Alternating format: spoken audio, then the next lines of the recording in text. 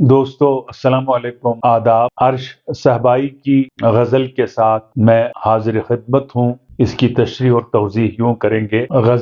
یہ غزل 10ویں جماعت کی درسی کتاب بہارستان اردو میں شامل ہے۔ اس کا پہلا شعر مطلع یوں ہے: کون سا وہ زخم دل تھا جو تر و تازہ نہ تھا، زندگی میں اتنے غم تھے جن کا اندازہ نہ تھا۔ مشکل الفاظ کا ترجمہ: زخم آپ جانتے ہیں، جرح، منہ، تر و تازہ جو تازہ ہو، زندگی لائف، اور غم و الم۔ تو اس کا آسان ترجمہ یوں ہے: شاعر عرش صحبائی زندگی کی ناہنجاریوں اور غم و آلام کا تذکرہ کرتے ہوئے کہتے ہیں کہ زندگی نے اتنے ان گنت زخم دے دیے، عشق کی ناکامی اور زمانے کے اتار چڑھاؤ نے زندگی کو اجیرن بنا دیا، زندگی کی کٹھنائیوں نے اتنے زخم تازہ کیے کہ انہیں گنوانا محال ہے۔ شاعر عرش صحبائی زندگی کی ناہنجاریوں اور غم و آلام کا تذکرہ کرتے ہوئے کہتے ہیں کہ زندگی نے اتنے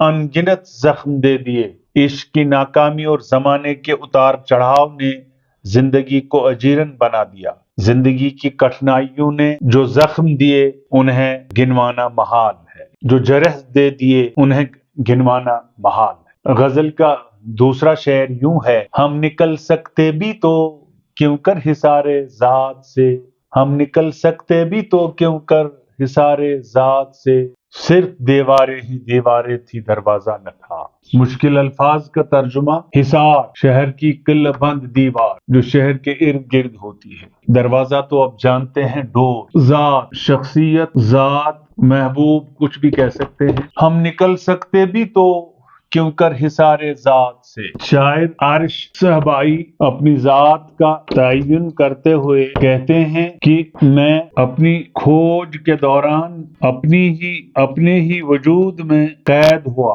میرے وجود کی قلعہ بند دیوار اونچی تھی جہاں سے نکلنا محال تھا، گویا میں زندگی بھر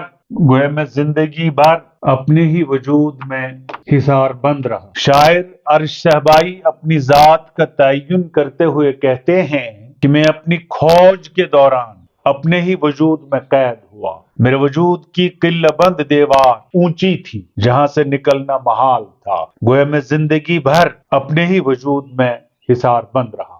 اسی غزل کا ایک اور شعر: اس کی آنکھوں سے نمایاں تھی محبت کی چمک، اس کے چہرے پر نئی تہذیب کا غازہ نہ تھا۔ مشکل الفاظ کا ترجمہ: نمایاں، عیاں، چمک، چمک دھمک، برائٹنس، چہرہ، مکھڑا، فیس، تہذیب، ہزارہ کہتے ہیں اس کو، اور سویلائزیشن کو بھی کہیں گے، سویلائزیشن، غازہ، بناؤ سنگار، میک اپ۔ شاعر عرش صحبائی روایت کی خوبیوں کا تذکرہ کرتے ہوئے کہتے ہیں کہ میرا محبوب ایک روایتی انداز اور شان و ادا سے متصف ہے، اس پر نئے دور کی رنگا رنگیوں اور ہوش ربا چیزوں نے